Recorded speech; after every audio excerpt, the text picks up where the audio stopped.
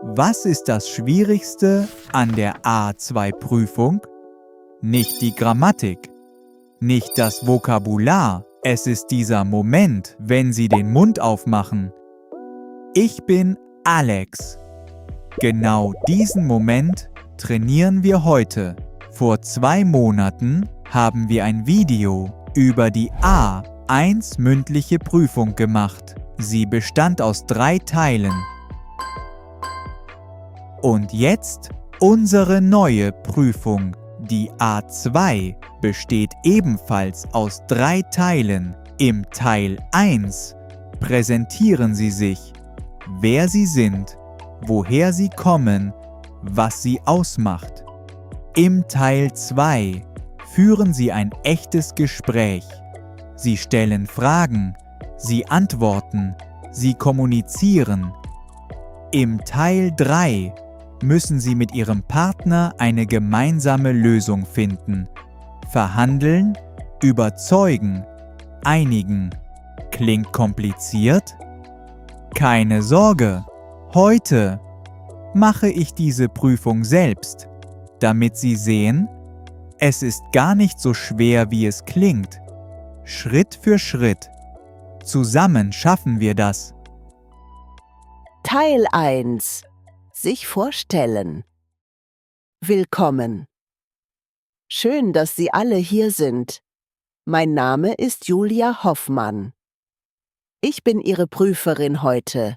Keine Angst. Das hier ist kein Test, der Sie bestrafen soll. Es ist eine Chance, zu zeigen, was Sie können. Wir machen das zusammen. Ruhig, Schritt für Schritt. In Teil 1 stellen Sie sich vor. Ihr Name. Woher Sie kommen, wo Sie wohnen, was Sie machen. Ganz einfach. Sprechen Sie deutlich. Sprechen Sie in ganzen Sätzen. Und keine Sorge, Fehler sind menschlich. Also, wer möchte anfangen? Ich mache das. Ich beginne. Sehr gut. Bitte, Emre.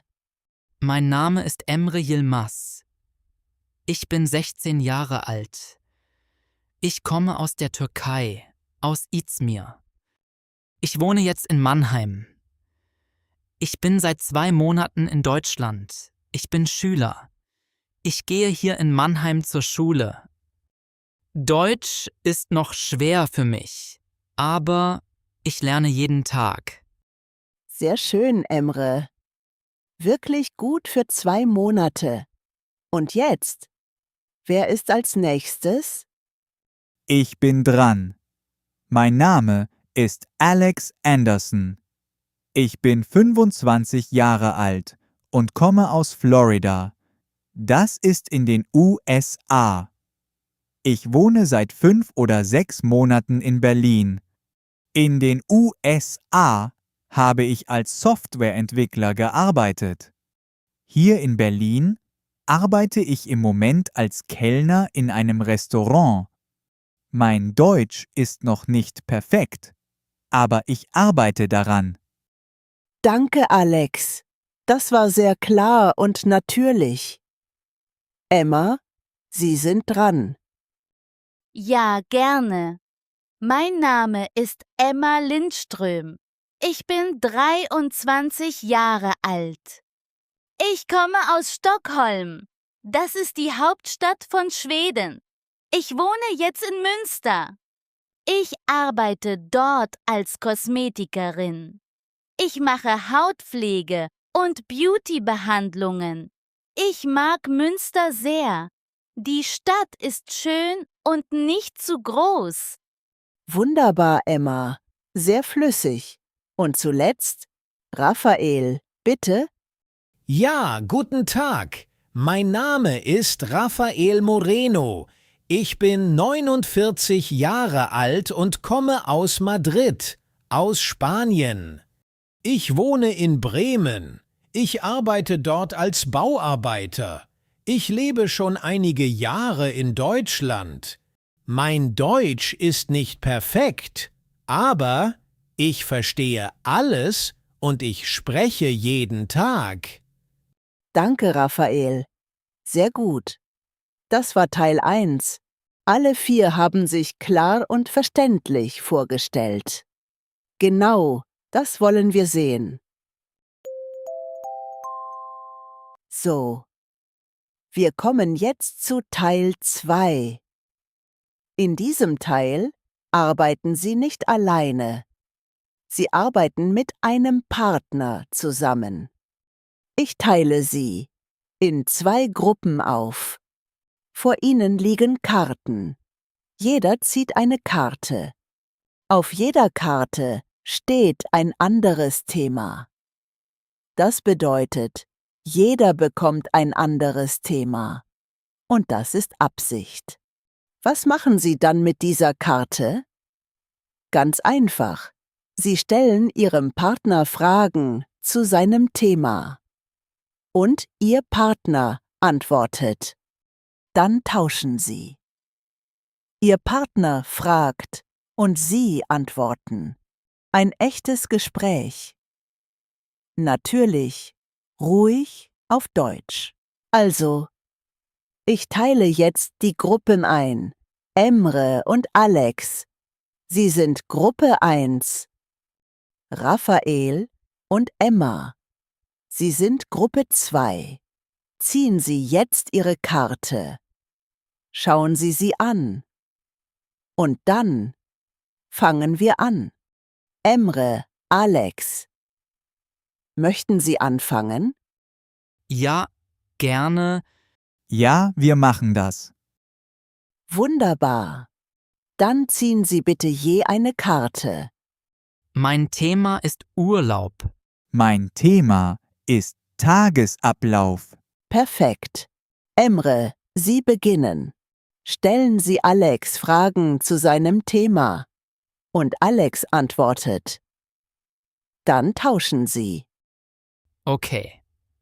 Alex, machst du oft Urlaub? Ja, früher schon in den USA. Aber hier in Deutschland habe ich noch keinen Urlaub gemacht.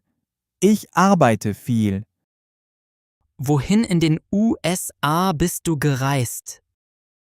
Ich war oft in New York und in Kalifornien. Einmal war ich auch in Mexiko. Das war sehr schön. Was machst du im Urlaub am liebsten? Ich liege gern am Strand und esse lokales Essen. Ich gehe auch gern spazieren und schaue mir die Stadt an. Reist du lieber alleine oder mit Freunden? Am liebsten mit Freunden. Alleine ist es manchmal ein bisschen langweilig. So, jetzt bin ich dran mit Fragen. Emre, wie sieht dein Tagesablauf aus? Wann stehst du auf? Ich stehe meistens um 6:30 auf. Die Schule beginnt um 8 Uhr. Und was machst du nach der Schule? Ich komme nach Hause, esse etwas und mache dann meine Hausaufgaben. Das dauert manchmal 2 Stunden. Und abends? Was machst du dann? Abends lerne ich ein bisschen Deutsch und schaue manchmal Videos auf dem Handy. Um 10 Uhr gehe ich schlafen. Frühstückst du morgens? Ja, immer. Ich esse meistens Brot mit Käse und trinke Tee. In der Türkei frühstücken wir immer. Das ist sehr wichtig bei uns. Sehr schön, ihr 2. Das war ein echtes Gespräch. Natürlich, klar und verständlich. Gut gemacht. Raphael, Emma, Sie sind dran. Möchten Sie bitte Ihre Karten ziehen? Mein Thema ist Einkaufen. Mein Thema ist Restaurant. Gut. Raphael, Sie beginnen. Stellen Sie Emma Fragen, dann tauschen Sie. Okay, Emma. Gehst du oft einkaufen? Ich kaufe meistens Lebensmittel 2-mal pro Woche. Gehst du lieber in ein Geschäft oder kaufst du online ein? Das kommt darauf an. Kleidung kaufe ich oft online, aber Lebensmittel kaufe ich lieber im Supermarkt. Ich möchte das Gemüse und das Obst vorher sehen. Hast du einen Lieblingsshop? Ja, ich gehe sehr gern zu einem kleinen Laden hier in Münster. Die haben tolle Naturkosmetik. Das ist auch wichtig für mich wegen meiner Arbeit. Gibst du viel Geld beim Einkaufen aus? Nicht so viel. Ich habe ein Budget. Ich schaue immer auf die Preise. Aber manchmal kaufe ich etwas Besonderes für mich. Das ist okay, finde ich. So, jetzt ich. Herr Raphael, gehen Sie oft ins Restaurant? Früher ja, in Spanien schon. Hier in Bremen gehe ich nicht so oft. Das ist manchmal etwas teuer. Was essen Sie am liebsten im Restaurant? Ich esse sehr gern Fleisch, am liebsten gegrilltes Fleisch. In Spanien gibt es das überall. Gehen Sie lieber alleine oder mit Familie ins Restaurant? Hier suche immer mit anderen. Alleine im Restaurant essen, das ist nichts für mich. Essen ist bei uns in Spanien Gemeinschaft. Man sitzt zusammen, redet, lacht. Und was trinken Sie zum Essen? Meistens Wasser oder eine Limonade. Manchmal auch ein alkoholfreier Cocktail, aber nur am Wochenende. Wunderbar. Raphael und Emma. Sehr natürlich, sehr flüssig. Das war Teil 2. Alle 4 haben heute gezeigt. Ein echtes Gespräch auf Deutsch ist möglich, auch wenn man noch lernt. Sehr gut. Wir kommen jetzt zum 3. und letzten Teil. In Teil 3 arbeiten Sie wieder mit einem Partner zusammen. Aber diesmal ist die Aufgabe anders. Sie bekommen eine Situation, eine echte Situation aus dem Alltag. Und Sie müssen gemeinsam eine Lösung finden. Zusammen sprechen, zusammen entscheiden. Es gibt kein richtig und kein falsch. Wichtig ist nur, Sie kommunizieren, Sie hören zu, Sie einigen sich. Und ich mische die Gruppen. In Teil 2 waren Emre und Alex zusammen, Raphael und Emma zusammen. Jetzt ist das anders. Die neue Gruppe 1, Alex und Emma. Die neue Gruppe 2, Emre und Raphael. Also fangen wir an. So, Alex und Emma. Ihr habt den Zug um 9 Uhr verpasst. Es gibt noch 2 Züge nach Hamburg. Bitte sprecht miteinander und findet eine gemeinsame Lösung. Oh nein, wir haben den Zug verpasst. Emma, schau mal. Es gibt noch einen Zug um 13 Uhr. Was denkst du? 13 Uhr. Das klingt gut. Passt dir das? Leider nicht. Ich habe einen Termin beim Tierarzt. Mein Hund braucht eine Impfung. Das kann ich nicht verschieben. Und du? 13 Uhr passt mir eigentlich gut, aber es gibt noch einen Zug um 15 Uhr. Moment. Nein, das geht auch nicht. Ich habe einen Friseurtermin. Ich lasse mir die Haare machen. Was machen wir dann? Warte mal. Es gibt noch einen Zug um 17 Uhr. Passt dir das? 17 Uhr? Ja, das passt mir perfekt.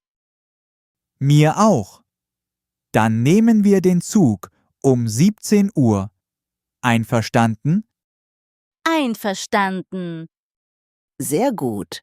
Alex und Emma haben zusammen eine Lösung gefunden. Der Zug um 17 Uhr, perfekt für beide. Genauso funktioniert. Teil 3. Sehr gut. So, Raphael und Emre. Stellen wir uns vor, ihr seid Vater und Sohn. Ihr wohnt zusammen und möchtet ein Haustier kaufen. Bitte sprecht miteinander und findet eine gemeinsame Lösung. Ich denke, wir sollten einen Hund kaufen. Ein Hund kann uns vor Gefahren schützen und er ist ein treuer Freund. Ich bin nicht sicher. Ich finde, Hunde sind nicht so sauber. Sie machen das Haus schmutzig. Ich denke, eine Katze ist besser. Katzen sind auch sehr pflegeleicht und sie sind genauso freundlich wie Hunde. Na gut, dann adoptieren wir eine Katze. Was sagst du dazu, nächste Woche eine Katze zu adoptieren?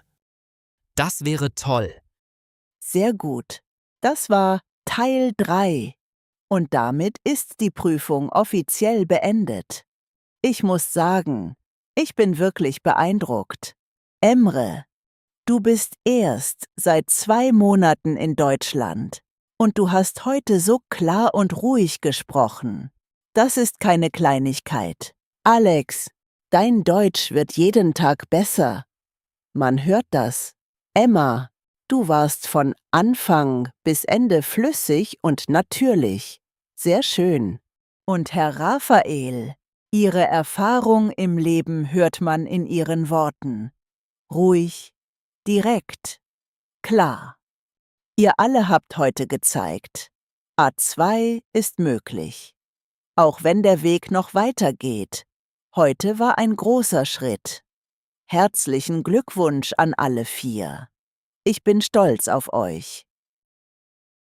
Liebe Zuschauer, wie ihr gesehen habt, die Prüfung ist einfach und macht viel Spaß.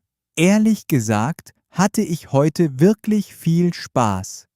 Und ich bin so froh, dass ich Menschen wie Emma, Emre und Raphael kennenlernen durfte. Was ich euch mit diesem Video zeigen wollte: Die Prüfung ist nicht so schlimm und nicht so schwer, wie ihr vielleicht denkt. Ich liebe euch. Bis zum nächsten Video. Warte mal, hast du das Video geliked? Wenn nicht, dann sind wir nicht mehr Freunde. Also, schnell, bis bald.